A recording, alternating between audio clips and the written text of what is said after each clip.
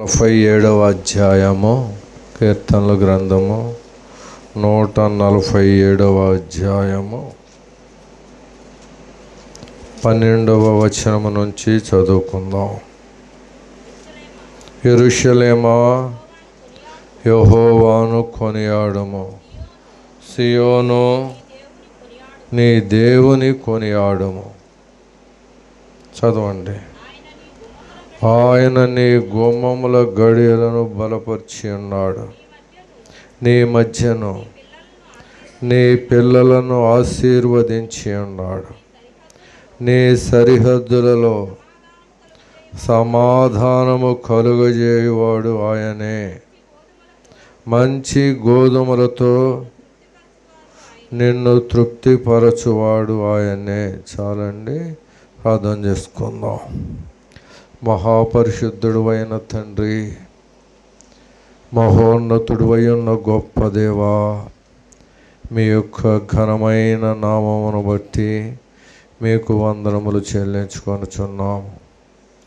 ఓ దేవా, లోకంలో నశించిపోచున్న మమ్ములను, నిర్దేవత్వంలో ఉన్న మమ్ములను, ప్రభా, దరిద్రముగా పెంట కుప్పల మీద పొరలాడుచున్న మమ్ములను, చీకటిలో సంచరిస్తున్న మమ్ములను, శత్రువైన సాతాను యొక్క కబంధ హస్తములతో బంధింపబడిన మమ్ములను మీరు ఎంతగానో ప్రేమించి, లోకం నుండి, పాపము నుండి, వ్యర్థత్వం నుండి, చీకటి నుండి, శత్రువు బంధకముల నుండి మమ్ములను విమోచించుటకు ఇష్టపడి మా కొరకు మీ ప్రియకుమారుడైన యేసుక్రీస్తు వారిని లోకంలోనికి పంపి, మీ కుమారుని యొక్క ఘనమైన శిలువ కార్యము ద్వారా మాకు విడుదల ఇచ్చిన దేవుడు, అందును బట్టి మీకు వందనములు చెల్లించుకొనుచున్నాం. ప్రియ సహోదరుడు భాషను, బాజీని మీరు ప్రేమించి, లోకం నుంచి, నిర్దేవత్వం నుంచి, తిరుగుబాటు జనాంగము నుంచి ఆ బిడలను మీరు విడిపించి మీ బిడలుగా చేసుకొని మీరు ధరింపజేసిన రక్షణ వస్త్రమును బట్టి మీకు వందనములు. అధికముగా బలపరుస్తూ ఎంతవరకు మీ బలిష్టమైన రెక్కల కింద భద్రపరిచినారు. దేవా, మీ వందనములు. వీరి బిడల పట్ల మీరు చేసిన కార్యమును బట్టి, మీరిచ్చిన దయా కిరీటమును బట్టి కృతజ్ఞతగా మీ వద్దకు వచ్చి ఉండగా, దేవా, కనికరించండి, కృప చూపించండి. ఎంకను మీ మెండైన దేవుని కుటుంబం మీద కృంభరించండి. దౌర్భాగ్యుడను, అయోగ్యుడను, ఎన్నిక లేనివాడను, నా పెదవులతో, నా నాలుకతో మీ మాటలను ఉచ్చరించుటకు సరిపోయిన వాడను కాను. దేవా, నన్ను కనికరించి మీ రక్తముతో కడిగి, మీ పరిశుద్ధతనిచ్చి, మీ పరలోక జ్ఞానముతో నింపి, మీ శిలువ చాటును మరుగుపరుచుకుని మీ నోటి బోరుగా వాడుకోనమని, మా అందరికీ కావలసిన జీవాహారం అందించి ఘనమైన మీ నామమునే మహిమపరచుకొనమని, ఈ స్థలం అంతటి చుట్టూ మీరు సిలువలో కాచిన విలువైన రక్తాన్ని ప్రోక్షించి, దేవా, మీ కార్యము జరిగించమని యేసుక్రీస్తు వారి అతి పరిశుద్ధ నామంలో ప్రార్థన చేసి అడిగి వేడుకొనుచున్నాను తండ్రి, ఆమేన్. ప్రభువునందు ప్రియులారా, మన ప్రభు అయిన యేసుక్రీస్తు వారి నామంలో మీ అందరికీ నా వందనములు. దేవుడు మనల్ని ప్రేమించి ఈ సాయంకాల సమయంలో ఈ కుటుంబము ద్వారా ఆయన మాటలు వినుటకు ఆయన మనకిచ్చిన మహా గొప్ప భాగ్యతను బట్టి దేవునికి వందనములు. ప్రియులారా, దేవుడు ఒక మనుష్యుని ప్రేమించి ఈ రీతిగా శరీరానుసారముగా, ఆత్మానుసారముగా, ఆర్థికముగా హెచ్చిస్తూ ఆయన కార్యములు ఆ కుటుంబం పట్ల జరిగించి విశ్వాసంలో స్థిరపరుస్తూ తన బిడ్డలుగా చేసుకునటానికి ఆయన ఇష్టపడినాడు. ప్రియ సహోదరుడు భాషా గారిని ఆయన ప్రేమించినాడు. అదేవిధంగా సహోదరి బాజీని ప్రేమించినారు. ఇరువురిని ఐక్యపరిచి రక్షణ అనే మహా గొప్ప బాధ్యత ఇచ్చి లోకం నుంచి విడిపించినారు. సహోదరి సహోదరుల యవ్వన కాలంలో రక్షించుకొని బిడలేని సమయంలో దేవునికి మొరపెట్టినప్పుడు బిడలను అనుగ్రహించి ఆ బిడల పట్ల కూడా అనేక కార్యముల వారి యొక్క చదువులో ఉన్నత విద్య వారు అభ్యసించుట కొరకు దేవుడు వారికి ఇచ్చిన ఇది మహా గొప్ప బాధ్యత. అయితే ప్రియులారా, ఈ శరీరానుసారముగా దేవుడు దీవించేవాడే, బిడ్డలను దీవించేవాడే. నీ బిడ్డలు నీ భోజన బల్ల చుట్టూ ఒలీవ మొక్కల వలె ఉంటారని ఆయన సెలవిచ్చిన వాగ్దానములు నెరవేరుతూ ఉంటాయి. అదేవిధముగా మనం చదువుకున్న భాగములో ఆయన నీ గుమ్మముల గడియలను బలపరిచి ఉన్నాడు, నీ మధ్యను నీ పిల్లలను ఆశీర్వదించి ఉన్నాడు, నీ సరిహద్దులలో సమాధానము కలుగజేయవాడు ఆయనే, మంచి గోధుమలతో నిన్ను తృప్తిపరచువాడు ఆయనే. ఎన్నో వాగ్దానములు ఇలాంటివి ఈ పరిశుద్ధ గ్రంథంలో మన కొరకు మన బిడ్డల కొరకు దేవుడు పొందుపరిచినాడు. అయితే ఈ వాగ్దానములన్నీ నీవు నేను స్వతంత్రించుకునవాలంటే ప్రతి వాగ్దానముకు ముందు మీరు పరిశీలన చేసుకుంటూ పరిశుద్ధ గ్రంథాన్ని చదివినట్లయితే ఎక్కువ మంది ఈ దినములలో ఈ వాగ్దానములన్నీ ఎత్తిపట్టుకుని ప్రార్థన చేస్తూ ప్రభువా మమ్మల్ని దీవించమని అడుగుతూ ఉంటారు. తప్పులేదు. కానీ అయితే ఈ ప్రతి వాగ్దానమునకు ముందు మీరు చదివినట్లయితే ఒక కండిషన్ కూడా దేవుడిచ్చినాడు. సహోదరి సహోదరుడా, ఎవరైతే దేవుడిచ్చిన ఆ యొక్క కండిషన్, ఆయన యొక్క ఆజ్ఞలను పాటిస్తూ ఆయన కొరకు ఎదురు చూస్తూ ఈ వాగ్దానములు పొందటానికి ప్రయాసపడితే దేవుడు అలాంటి వారిని విడిచిపెట్టేవాడు కాదు. ప్రియులారా, మొదట నా జీవితంలో నిన్ను నీవు దేవునికి అప్పగించుకుంటూ నేర్చుకోవాలి. ఆయన మహాపరిశుద్ధుడైన దేవుడు, మహాగణుడైన దేవుడు. యెషయా గ్రంథము 57వ అధ్యాయము ఆ యొక్క 15వ వచనం అనుకుంటాను, చూడండి. మహాగణుడును మహోన్నతుడును పరిశుద్ధుడును నిత్య నివాసియునై ఉన్నవారు ఈలాగు సెలవిచ్చుచున్నాడు, నేను మహోన్నతమైన పరిశుద్ధ స్థలములో నివసించువాడను, ఆయనను వినయము గల వారి ప్రాణమును ఉజ్జీవింపజేయుటకును నలిగిన వారి ప్రాణమును ఉజ్జీవింపజేయుటకును వినయము గల వారి యొద్దను దీన మనస్సు గల వారి యొద్దను నివసించుచున్నాను. సోదరి సోదరుడు, ఆయన మహాపరిశుద్ధుడు, మహాగణుడు, మహోన్నతుడు, నీతిమంతుడైన దేవుడు. అయితే ఆ మహాపరిశుద్ధుడైన దేవుని యొక్క కనుదృష్టి వినయము గలవారి యొద్దను, ఎవడు దీనుడై నలిగిన హృదయము కలవాడై నా మాట విని వణుకుచుండునో వానినే నేను దృష్టిస్తాను. సోదరి సోదరులారా, ఒక మనుషుడు తన జీవితంలో తను తాను తగ్గించుకుని దీనుడై సాత్వికుడై దేవుని యందు భయభక్తులు కలిగి దేవుని మాటకు లోబడి దేవుని యొక్క ఆజ్ఞలను కట్టడలను విధులను గైకొనుచు క్రీస్తు వారి స్వభావం కలిగి ఆయన స్వారూప్యంలోనికి ఎదిగి తండ్రి అయిన దేవునితోనూ ఆయన కుమారుడైన యేసు క్రీస్తు వారితోనే సహవాసము చేయటానికి ఇష్టపడే వ్యక్తి అయితే, క్రీస్తు యేసు వారికి కలిగిన మనస్సును నీవు నేను కలిగి జీవించటానికి ఇష్టపడే వారిమైతే, యేసు క్రీస్తు వారితో అంటగట్టబడి ఆయనలో ఉన్న జీవాన్ని పొందటానికి ఇష్టపడే వ్యక్తులమైతే, ప్రియ సహోదరి సహోదరుడా, అలాంటి వారిని ఆయన విడిచిపెట్టేవాడు కాదు.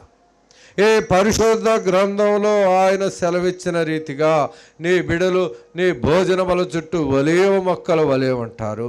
నీ గుమ్మముల గడియల్లో ఆయన బలపరిచే దేవుడే. సహోదరి సహోదరుడు, నీ సరిహద్దుల్లో సమాధానం కలుగజేసే దేవుడే. నీ పిల్లలను ఆశీర్వదించేవాడే. మంచి గోధుమలతో నిన్ను తృప్తిపరిచేవాడే. అయితే ప్రియులారా, చాలామంది దినముల్లో ఈ వాగ్దానం వైపు చూస్తూ ఉంటారు.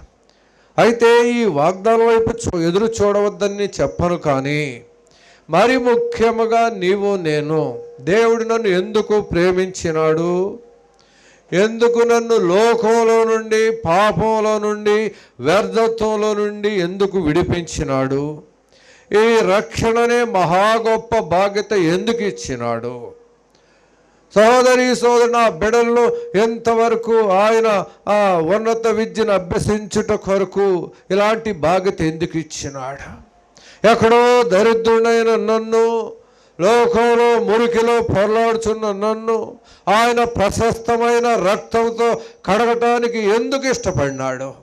ఒక మనుషుడు ఒంటరిగా కూర్చుని మోకాళ్ళలోనే తను తాను పరిశీలన చేసుకుని తను తాను దేవునికి అప్పగించుకుని కన్నీరు విడిచి ప్రార్థన చేసి దేవుని చిత్తమేదో తెలుసుకుని మొదట ఆయన రాజ్యమును ఆయన నీతిని వెతకగలిగితే, సహోదరి సహోదరుడు, ఆ మనుష్యుని పోలిన వారు ఎవరు ఈ లోకంలో లేరు. ఇశ్రాయేలు, నీ భాగ్యం ఎంతో గొప్పది. యెహోవా చేత విమోచింపబడిన నిన్ను పోలినవారు ఎవ్వరూ లేరు. నీకంటే ధనికులు ఉండవచ్చు, కోటీశ్వరులు ఉండవచ్చు, జ్ఞానవంతులు ఉండవచ్చు, లేకపోతే అధికారం పొందిన వారు ఉండవచ్చు. అయితే నీవు క్రీస్తు యేసు వారి యొక్క నిర్దోషమైన, అమూల్యమైన, నిష్కళంకమైన ఆ యవ్వన రక్తంలో, ఆ గొర్రెపిల్ల రక్తంలో కడగబడి పాప క్షమాపణ నుండి ఆయనతో కలిసి నీవు సహవాసం చేసినట్లయితే, సహోదరి సహోదరుడా, నిన్ను పోలినవాడు ఈ లోకంలో ఎవడో లేడు. అయితే ఈ లోకంలో ఉన్నవన్నీ సహోదరి సహోదర తాత్కాలికంగా కనిపించేవి. అవి నిన్ను నిత్య జీవమునకు వారసునిగా చేయలేవు. ఈ లోకంలో నీవు సంపాదించింది ఏది నీ వెంట రాదు. అయితే దేవుడు ఈ లోకంలో కూడా నేను విడిచిపెట్టాడు, గనుడుగా చేస్తాడు. నీ మధ్య నీ పిల్లలను ఆశీర్వదించేవాడు, నీ గుమ్మముల గడియలను ఆయన బలపరిచేవాడు, సహోదరి సహోదరుడు మంచి గోధుమలతో తృప్తిపరిచేవాడు. అయితే ఈ వాగ్దానములన్నీ ఆటోమేటిక్గా నీకు వస్తాయి. నీకేమి కావాలో, నీ బిడ్డలకు ఏమి కావాలో, సహోదరి సహోదరు, సమస్తం ఆయన ఎదురు చూస్తున్నాడు. వాటి కొరకు నీవు నేను ప్రాకులాడవలసిన అవసరం లేదు. సహోదరి సహోదరు, అన్యజనులు చింతించినట్టు నీవు నేను చింతించవలసిన అవసరం లేదు. ఆకాశ పక్షులను చూడండి, అవి విత్తవు, కోయవు, కొట్లలో కూర్చుకొనవు, వాటిని పోషించిన నీ పరమ తండ్రి నిన్ను పోషిస్తాడు. ఏ సమయంలో నీకు ఏది అవసరం ఆయనకు తెలుసు. సహోదరి సోదరు, తప్పకుండా ఆయన నీకు ఇచ్చేవాడే. అయితే నీ నా జీవితంలో సహోదరి సోదరు ఒంటరిగా కూర్చొని పరిశీలన చేసుకోవాలి. ఎందు నిమిత్తము క్రీస్తు యేసు చేత నేను పట్టబడినాను, ఎందుకు నన్ను ప్రేమించినాడు, ఎందుకు ఈ తిరుగుబాటు జనాంగము నుంచి విడిపించినాడు, నిర్దేవత్వం నుంచి విడిపించి నాకు దేవుడుగా ఎందుకు దొరికినాడు. యోచన చేసుకుంటే ప్రియ సహోదరి సహోదరుడా, యోచన చేసుకుంటూ ఆ విధముగా గురి వద్దకు నీవు గురి కలిగి భక్తి చేయాలి, గురి వద్దకు పరిగెత్తాలి. ఏ గురి? దేవుడు దేనికి శిల్పియో నిర్మాణకుండా ఉన్నాడు, ఆ పునాదులు కలిగిన పట్టణము కొరకు ఎదురు చూడాలి. అలాంటి భక్తి అలవర్చుకుని ముందుకు సాగు. క్రైస్తవ భక్తి నీతితో కూడినది, యథార్థతతో కూడినది, పరిశుద్ధతతో కూడినది. సహోదరి సోదరు, ఆయన పరిశుద్ధుడైన దేవుడు, మహాపరిశుద్ధుడైన దేవుడు. మహోన్నతుడైన దేవుడు, నన్ను విడిచిపెట్టేవాడు కదా. అయితే నీవు నేను ఆయన నీతిని, ఆయన పరిశుద్ధతను పొందవల్లని ఆయన కోరుచూ ఉన్నాడు. ఎందు నిమిత్తం నేను పట్టబడినాను, ఎందుకు నన్ను ప్రేమించినాడు, ఎందుకు ఈ మహా గొప్ప బాధ్యత ఇచ్చినాడు. ఏదో యేసు ప్రభువు నా రక్షకుడని చెప్పుకుంటాం కాదు. నీవు ఈ కుటుంబం గురించి కాదు నేను చెబుతుంది. నీవు నేను ఎవరమైనా సరే ప్రియ సహోదరి సోదరుడు ఒంటరిగా కూర్చుని యోచన చేసుకో, ఈ గొప్ప బాధ్యత ఎందుకు ఇచ్చినాడు. అనేక సార్లు నేను కూడా ఒంటరిగా నేను వాహనం మీద వెళుచున్నప్పుడు కానీ, ఆఫీసులో కూర్చున్నప్పుడు కానీ యోచన చేసుకుంటూ ఉంటాను. ఎలా ఏదో నేను యేసు ప్రభువు నా రక్షకుడు, నా దేవుడు నన్ను రక్షించినాడు, దానికంటే కూడా ఆయన ఎందుకు నన్ను రక్షించినాడు, నా పట్ల ఆయనకు ఒక ఉద్దేశ్యం ఉన్నది, దానిని నేను నెరవేర్చడానికి ప్రయాసపడాలి. ఈ లోకంలో ఈ జాబ్స్ లేకపోతే ఇంకా వేరేవి ఇవన్నీ ఏది నన్ను నిత్య జీవానికి వారసుడిగా చేయదు. ఆయన్ని కలిగి ఆయనలో ఉన్న జీవాన్ని పొందగలిగితే ఆయనతో ఉంటాను. ఒక్కొక్కసారి కొన్నిసార్లు యోచన చేసుకుంటూ ఉంటాను. చాలామంది యేసు ప్రభువు నా రక్షకుడని తెలుసుకుంటున్నారు, మంచిదే. అయితే నేను ఒక్కసారి కొన్ని విషయాల్లో గర్వపడుతూ ఉంటాను. అన్య జనాంగం నుంచి నన్ను దేవుడు వేరుపరిచినాడు, మా కుటుంబమును వేరుపరిచినాడు. ఎక్కడో నిర్దేవత్వంలో ఉండగా, ఈ లోకంలో పాపంలో మేము పొరలాడుచూ ఉండగా, మా పితరులైన వారు ఎంతగానో దేవుని దుఃఖపరిచి ఉండగా, దేవుడు ప్రేమించి మమ్మల్ని విడిపించినాడు, రక్షించినాడు, మంచిదే. అయితే దీన్ని బట్టి కంటే కూడా ఆయన ప్రేమ ఎంత గొప్పదంటే, ఆయన మమ్మల్ని ప్రేమించి రక్షించినాడు, ఆయన మాకు రక్షకుడిగా దొరికినాడు. అదొక ఎత్తు అయితే, రెండవది నేను ఎక్కువగా ఏం ఆలోచిస్తానంటే, పరిశుద్ధులైన వారి సహవాసంలో ప్రవక్తలైన వారి యొద్దకు మా తండ్రి గారిని దేవుడు నడిపించినాడు. దేవుని దాసులు ప్రకాశమయ్య గారు ఎంతగానో భక్తి చేస్తూ దేవునితో అనుసంధానింపబడి తన జీవితాన్ని దేవునికి అప్పగించుకున్నాడు. అలాంటి వారి యొద్దకు నడిపించినాడు. ఏదో మతం తీసుకున్నాం, మతం మారినాం, యేసు ప్రభువు రక్షకుడు చెప్పటం కాదు, కానీ అలాంటి వారి యొద్దకు మా కుటుంబము నడిపింపబడినది. అందును బట్టి ఈ గొప్ప బాధ్యత ఇవ్వబడినది. ఎందుకని ఏదో ప్రార్థన చేయటము కాదు, కానీ దిద్దుకుంటాము, ఒప్పుకుంటాము, విడిచిపెట్టము, సరి చేసుకుంటాము. సహోదరి సహోదరుడా, అలాంటి భక్తి అలవర్చుకునే సహవాసంలో దేవుడు నన్ను ఉంచినాడు. మన గుంటూరులో కూడా నేను చెప్తాను, కొంతమంది యవ్వన బిడ్డలు, స్త్రీలు వివాహమై ఆ స్థలమునకు వచ్చినారు. ఎక్కడెక్కడో ఉన్నవారు ఆ పిల్లలు. అయితే వారందరినీ దేవుడి స్థలంలోనికి ఎందుకు తీసుకుని వచ్చినాడు? మిమ్మల్ని ఎంతో ప్రేమింపబట్టే ఈ స్థలంలోనికి మీరు వచ్చినారు. మొదట మీరు కొన్ని ఇబ్బందులు గురైనప్పటికీ దేవుడు గొప్ప బాధ్యత మీకు ఇచ్చినాడు. దీన్ని అన్నిటికీ మీ జీవితంలో మర్చిపోవద్దు. యోచన చేసుకుని, పరిశీలన చేసుకుని ఆయనకు కృతజ్ఞతాస్తుతులు చెల్లించండి. మీ జీవితాలు, మీ హృదయాలను ఆయనకు అప్పగించుకుని లోతుగా పరిశీలన చేసుకుని దేవునికి మీకు మధ్య ఉన్న అడ్డును తొలగించుకోండి. అప్పుడు మిమ్మల్ని పోలేవారు ఎవ్వరూ లేరు. ఎంతో ప్రేమింపబట్టే మీకు ఈ బాధ్యత వచ్చినది. ఏదో మీ శరీరానుసారంగా కాదు, కానీ ఆత్మానుసారంగా గొప్ప బాధ్యత ఇచ్చినాడు. శరీరానుసారంగా కూడా ఎవరిని మిమ్మల్ని విడిచిపెట్టలేదు. గొప్ప బాధ్యత మీకు ఇచ్చినాడు. ఏదో ఆచారంగా అలవాటుగా భక్తి చేసే చోటకి మిమ్మల్ని తీసుకురాలేదు. కానీ అంటే ఏదో మేము గొప్పవారు అని చోట్ల దేవుని దాసులు, దేవుని ప్రవక్త అయిన దేవుని దాసును మనకు అప్పగించి ఆయన ద్వారా దేవుని దాసులను బలపరుస్తూ ఎంతవరకు మనల్ని నిలబెట్టినాడు.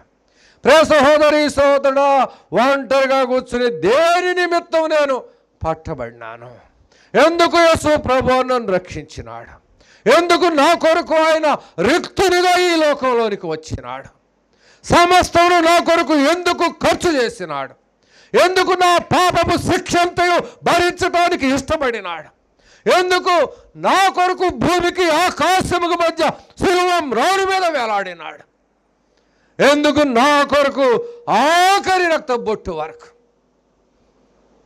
రక్తమంతయు కాచినాడు. యోచన చేసుకో సహోదరి సహోదరులారా. నిన్ను నన్ను ఎంతగానో ప్రేమించినాడు.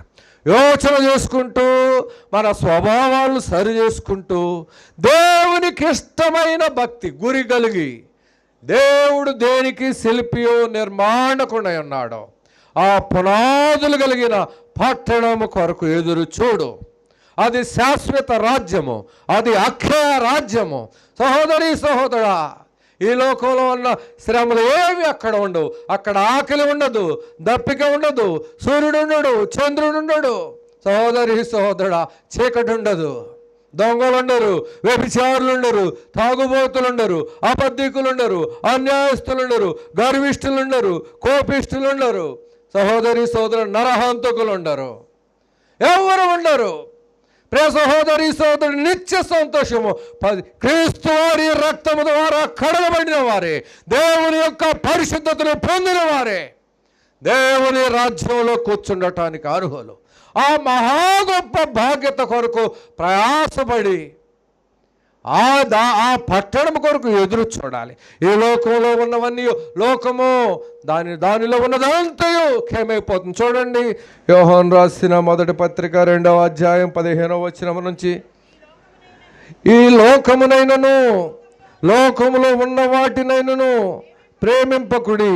ఎవడైనను లోకమును ప్రేమించిన యెడల తండ్రి ప్రేమ వానిలో ఉండదు. లోకములో ఉన్నదంతయు అనగా శరీరాశయు, నేత్రాశయు, జీవపు డంబమును తండ్రి వలన పుట్టినవి కావు, అవి లోక సంబంధమైనవి. లోకమును దాని ఆశయు గతించిపోచున్నవి, కానీ దేవుని చిత్తమును జరిగించేవాడు నిరంతరము నిలుస్తాడు. ఈ లోకము దానిలో ఉన్నవన్నీ గతించిపోతాయి, ఏది నీ వెంట రాదు. ఈ లోకంలో ఉన్న ఏది నిన్ను పరిశుద్ధ రాజ్యంలో కూర్చుండబెట్టదు. లోకము దాని ఆశలన్నీ గతించిపోతాయి. అయితే ఒక మనుష్యుడు దేవుని చిత్తాన్ని జరిగిస్తే నిరంతరం నిలుస్తాడు. ఇహలోకంలో దీవింపబడతాడు, పరలోకంలో దీవింపబడతాడు, నిరంతర ఫలం పొందుతాడు. ప్రియ సహోదరి సహోదరుడా, మనము మన బిడ్డలు అలాంటి భక్తిని అలవర్చుకుని దేవునితో సహవాసం చేసి దేవుల్లో ఉన్న దీవెనలు పొందవలనని దేవుడు ఆశిస్తూ ఉంటాడు. అయితే ఎంతమందిని గ్రహించుకొని దేవుని వైపు చూడగలుగుతున్నాం? యథార్థమని ఎందుకు ప్రేమించినాడో, ఎందుకు రక్షించినాడో పరిశీలన చేసుకో. ఆయన వైపే వెళ్ళు, ఇంకెక్కడ చూడవద్దు. వెనుకున్న వాటన్నిటిని విడిచిపెట్టు, నీ ముందున్న వాటి కొరకు పరుగులెత్తు. ముందేమన్నది? యేసు ప్రభువారి శిలువ అన్నది. దేవుడు దేనికి శిల్పి నిర్మాణకుడు ఉన్నాడు, ఆ పునాదులు కలిగిన పట్టణం అన్నది. దాని కొరకు నువ్వు ఎదురు చూడు. సహోదరి సహోదరుడా, అలాంటి భక్తి చెయ్యి. అయితే ఇలాంటి నిష్ట కలిగిన భక్తి చేసే సమయంలో సహోదరి సహోదరుడు కొన్ని శ్రమలు వస్తాయి, నేను కాదన్ను. కొంత కష్టం వస్తుంది, కొన్ని నిందలు అవమానములు వస్తాయి. ఆయనను నీ జీవితంలో వెనుకంజ వేయకూడదు. ఎన్నో చూస్తున్నాం మా జీవితంలో, ఎన్నో ఇబ్బందులు వస్తూ ఉంటాయి. ఆయనను రెప్పపాట్లు అవన్నీ తొలగిపోతాయి.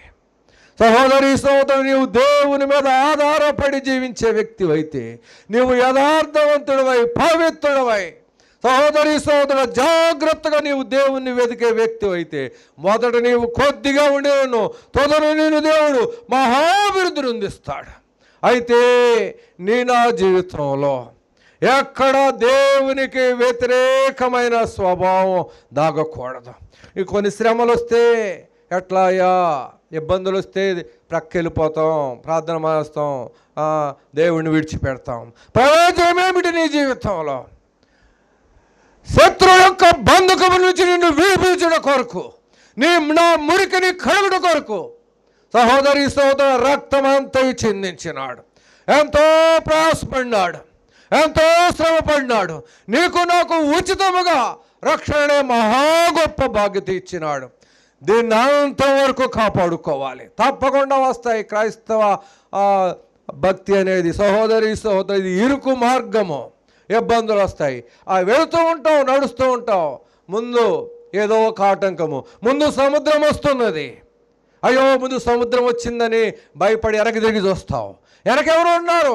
శత్రువులు ఉన్నారు, తరుముతూ ఉంటారు. జాగ్రత్త. ముందేమో సముద్రం వెళ్ళటానికి వీల్లేదు, వెనక చూస్తే శత్రువులు, మధ్యలో ఉంటావు. సహోదరి సహోదర, ఆయన నువ్వు భయపడవలసిన అవసరం లేదు. ఎక్కడ నువ్వు భయపడవద్దు. దేవుడు నీ దేవుడే. నీ చెలికాండ్ర కంటే హెచ్చగునట్లు ఆనంద తైలముతో నిన్ను అభిషేకించేవాడే. ఆయన అభిషేకిస్తే నీ వస్త్రములల్లా గోపరస వాసనే, అగర వాసనే, లవంగి పట్ట వాసనే. సహోదరి సహోదరుడు, నిన్ను పోలినవాడు ఎవడో లేడు. అయితే సముద్రం ఉంది, ఎలా వెళ్ళాలి? ఆటంకం వచ్చింది. వెనక్కి తిరిగి వెళ్దామంటే శత్రువులు వస్తున్నారు. అయ్యో భయమో, ఈ భక్తి నాకొద్దు, ఈ దేవుడు వద్దు. ఇశ్రాయేలు కూడా ఆ బానిసత్వం నుంచి విడిపిస్తే, బానిస సంఖ్యలు తెంచివేస్తే, తన బిడలైన వారిని వారికి నాయకుడిగా అప్పగించి వారిని నడిపిస్తూ ఉంటే, చిన్న ఆటంకములు వచ్చినప్పుడు భయపడిపోయినారు. అక్కడ మాకు సమాధులు లేవా? ఎందుకు ఇక్కడికి? మా దేవుడు గొప్పవాడు కాదా? ఈ శ్రమలు వచ్చి ఈయన్ని ఎందుకు మేము సేవించాలి? సహోదరి సోదర, శత్రువు అయిన సాతాను నీ మనస్సును గలిబిలి చేస్తుంది. జాగ్రత్త. అయితే నీ నా జీవితంలో ఎక్కడ తొట్టెళ్ళకూడదు. విశ్వాసముతో ముందుకు వెళ్ళు. క్రియలో కలిగిన విశ్వాసము, క్రియా సహితమైన విశ్వాసముతో నువ్వు ముందుకు వెళ్ళు. ఎక్కడ భయపడవద్దు.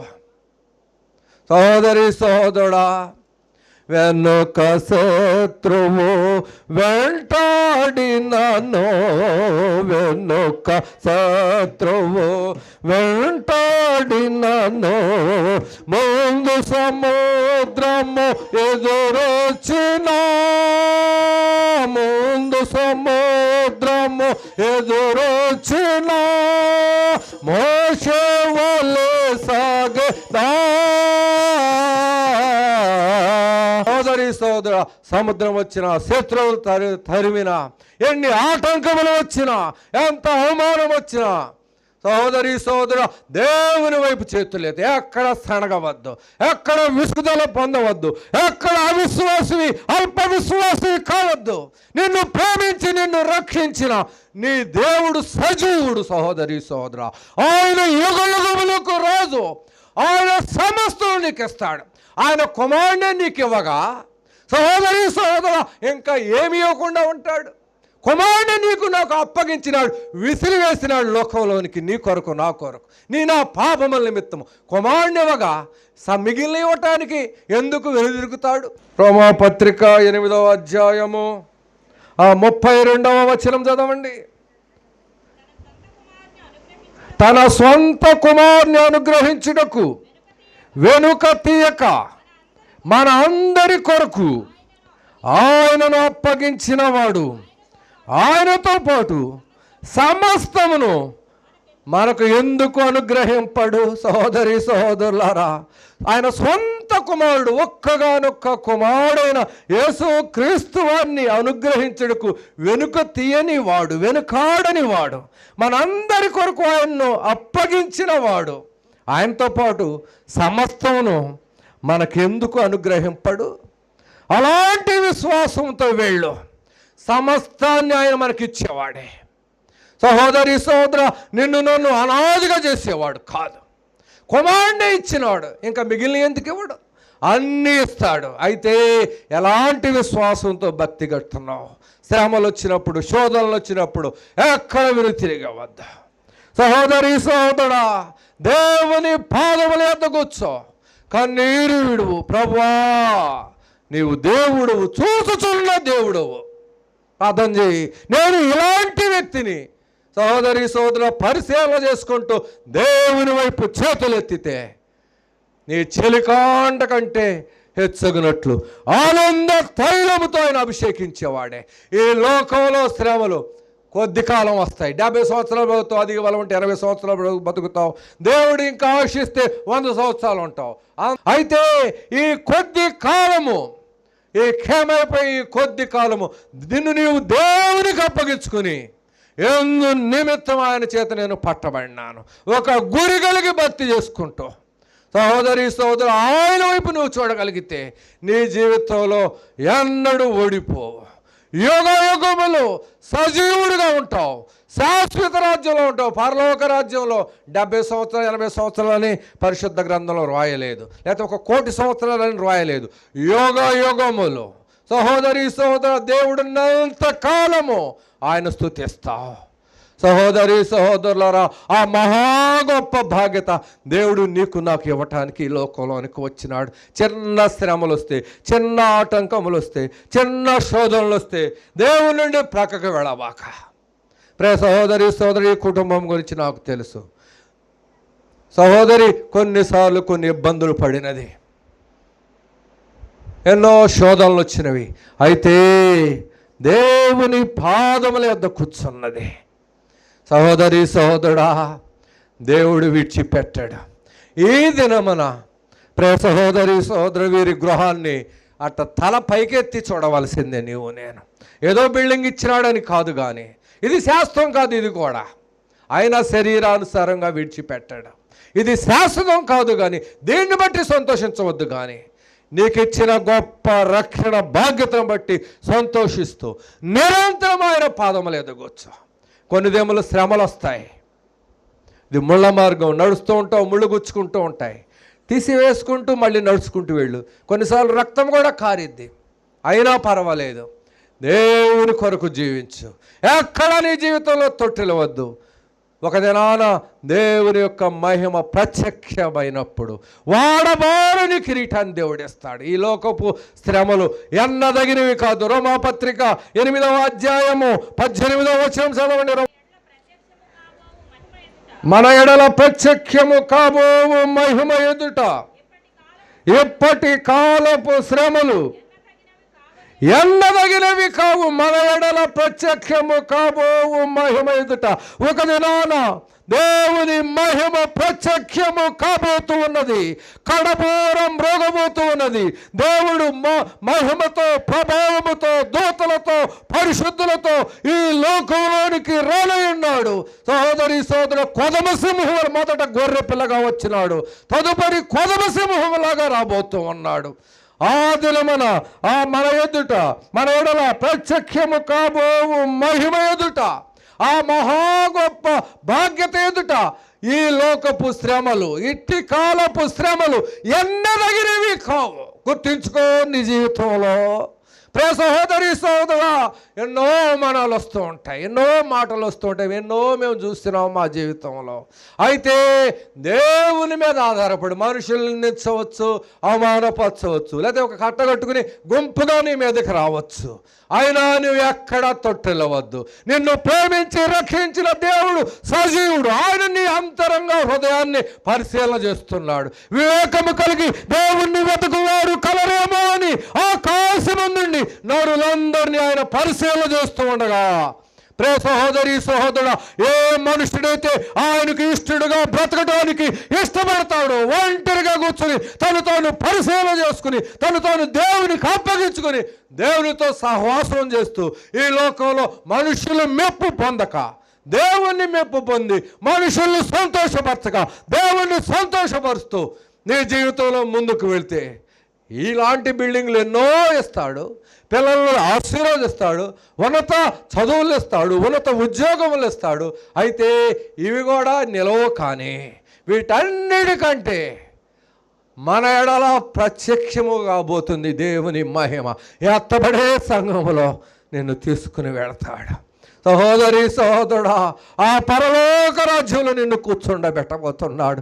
నీ పిల్లలను ఎక్కడ ఆశీర్వదించావు, నీ మధ్య నీ పిల్లలు ఆశీర్వదింపబడతారు, పరలోకంలో దేవుని దీవెనలతో నింపబడతారు.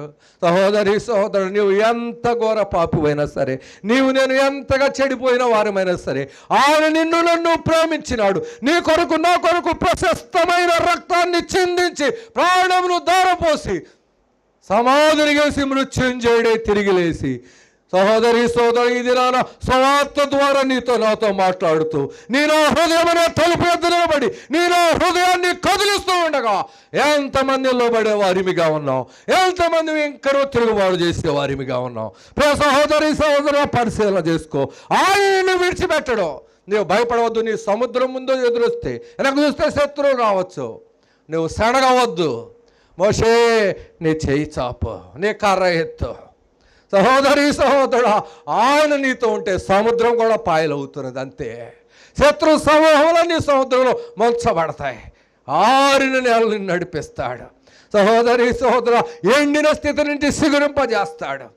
నూరంతలో ఫలించడి వ్యక్తిగా నిన్ను చేస్తాడు, ఫలించడి కొమ్మగా చేస్తాడు. అందుకే నిన్ను ప్రేమించినాడు.